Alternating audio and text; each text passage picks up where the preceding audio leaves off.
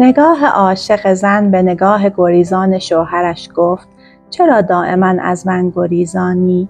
یادت هست که چگونه آن روزها که از تو گریزان بودم دائما در پی جلب نگاهم بودی و همه جا از برق نگاهم میگفتی؟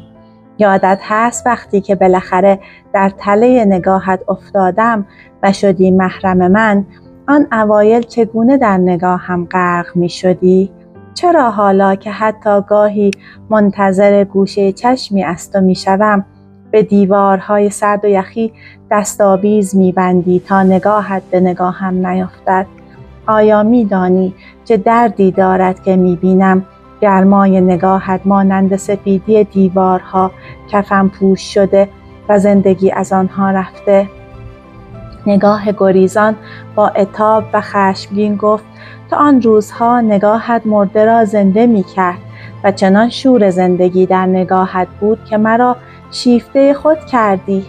نمی دانستم عملی آمده به نام برق چشمان عملی که تو مرا با آن اغفال کردی و اکنون من ماندم و دیوارهایی که نگاهم دائما خود را بر سر آنها میکوبند و دردشان سخت‌تر از حس مردگی است که در آنها میبینی. نگاه با دل شکسته به نگاه گریزان گفت: من تمام اشک چشمم را کردم آب حیات و در چشمانت تزریقشان کردم و تو چشم بستی، همانند کسی که لبهایش را محکم میبندد که مبادا سمی را که دشمنان میخواهند به او بخورانند وارد دهانش شود.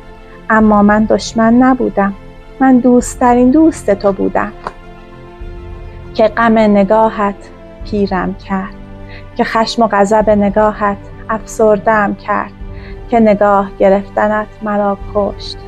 نگاه گریزان به دیوار خیره شد و گفت: اگر مرده‌ای پس چرا انقدر حرف نگفته داری؟ خاموش باش. چیزی در نگاه شکست و رو به آسمان کرد و غرق آسمان شد و بالا و بالاتر رفت. اما نگاه گریزان آنقدر به دیوار خیره ماند تا نگاهش به دیوار سنجاق شد. رهگذری آمد و نگاه سنجاق شده ای را به دیوار دید. قابی دورش گرفت و نگاه گریزان شد قاب عکسی بی صاحب بر دیوار و کم کم لایه‌ای از گرد و خاک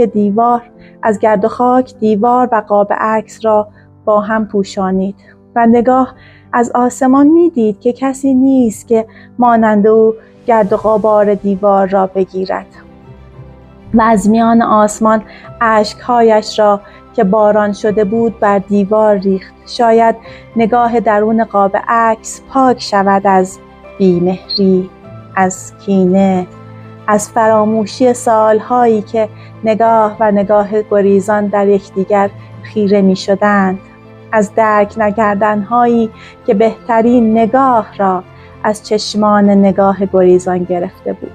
اما نگاه گریزان به راستی با گچ دیوار کفن پوش شده و دیگر نگاه نتوانست برایش کاری انجام دهد. فقط بعد از باران نگاهش وقتی در زلالی آسمان به تصویر خود نگاه کرد، 2 ستاره را در نگاهش به آسمان دید که دوباره بازگشته بودند و در نگاهش برق می‌زدند. تقدیم به تمام کسانی که خستگی‌ها و سختی‌های زندگی بهشون اجازه نمیده که خانواده‌شون رو از نگاه پرمهرشون محروم کنن. تقدیم به تمام کسانی که حتی اگه سفره‌هاشون خالیه، سفره نگاه خانواده‌شون از مهر نگاهشون پره. تقدیم به تمام کسایی که قلب نگاهشون برای نگاه‌های همسر و عزیزان و خانواده‌شون میتپه و هرگز هرز نگاه پر از بی‌ارزشی نمیشه که شأن نگاهشون بشه هرز پریدن و هرزگی کردن.